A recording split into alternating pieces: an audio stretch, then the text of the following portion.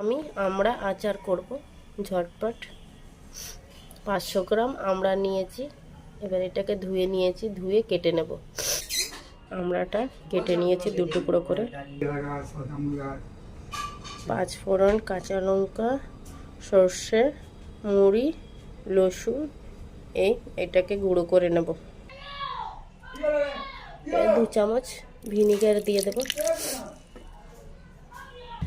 এবার দিয়ে দেব 5 থেকে 6 চামচ সরষের তেল।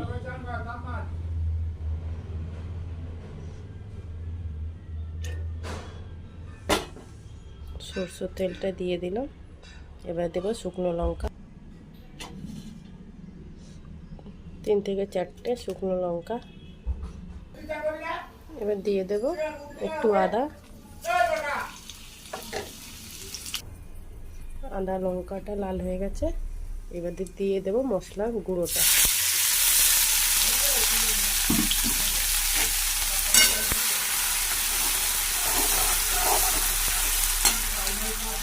এবার দিয়ে দেব হলুদ, বড় চামচ দিয়ে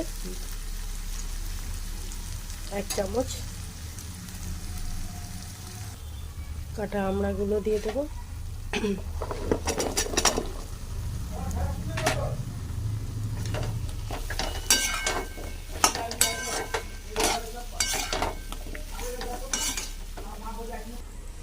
কালারের জন্য কাশ্মীরি লঙ্কা দিয়ে দেব 1 থেকে 2 চামচ।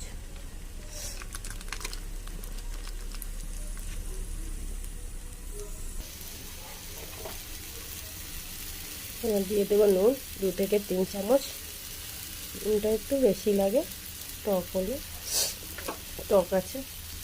এবার দিয়ে দেবো 3 থেকে 4 চামচ ভিনিগার। ভিনিগার দিলে আমড়াটা নষ্ট হবে না, আচারটা। এবার একটু সেদ্ধ হবে। আচারের মধ্যে জলটা শুকিয়ে তেলটা ছেড়ে দিয়েছে। এবার হয়ে গেছে। এবার আরও একটু ভাজি করে নেব। এবার নামিয়ে দেব। এবার দিয়ে দেব জোয়ান, কালো জিরে। এটা দিলে আচারের টেস্টটা দুগুণ বেড়ে যায়।